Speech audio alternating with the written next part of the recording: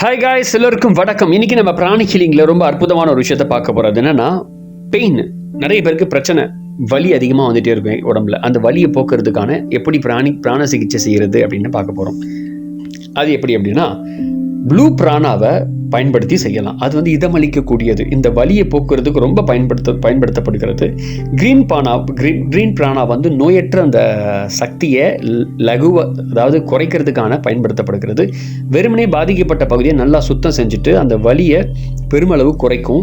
இந்த ப்ளூ பிராணா வந்து அதை கொண்டு சக்தி ஊட்டி எவ்வளோ முக்கியமோ அதை சுத்தம் செஞ்சுட்டு அவ்வளோ முக்கியம். அதே மாதிரி ஒரு பேஷண்ட்டை நம்ம ஆராய்ஞ்சிட்டு அவங்கள வந்து பிராண சிகிச்சையும் போது மறுபடியும் ஆராயணும்.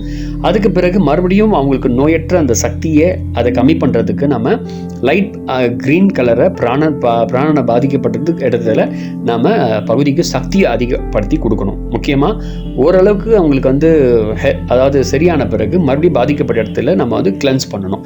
பாதிக்கப்பட்ட பகுதியை லைட் க்ரீன் கலரை பயன்படுத்தி அதிகமான அந்த ப்ளூ கலரை பயன்படுத்தி நம்ம சக்தி கொடுக்கணும். அதுக்கு பிறகு செலுத்தப்பட்ட பிராணனை விடுவிக்கணும். தேவைப்பட்டால் மறுபடியும் நாம் அவங்களுக்கு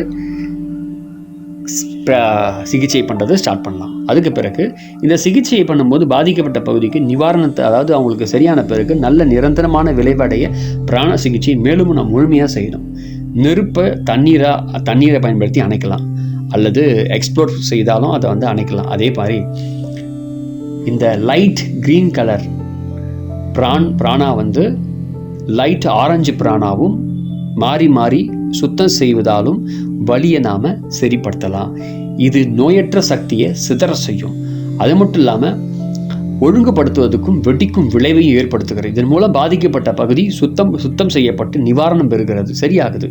அதுக்கு பிறகு அந்த பாதிக்கப்பட்ட பகுதியில் லைட் க்ரீன் கலரை, அதுக்கு பிறகு லைட் ப்ளூ கலரை நம்ம அதை கொடுக்கும் பொழுது இதமளிக்கும் சக்தியையும் கூட்டும். அப்போ பாதிக்கப்பட்ட பகுதியில் லைட்டாக சிவப்பு பிராணனையும் சக்தியூட்டி அந்த பிராணனை ரத்த ஓட்டத்தை நம்ம வந்து மேம்படுத்தலாம். அதுக்கு பிறகு விரைவில் அவங்க குணம் அவங்களுக்கு வந்து சரியாயிடும். இதுதான் அந்த பெயினை வந்து சரிப்படுத்துறதுக்கான ஒரு ப்ராசஸ்.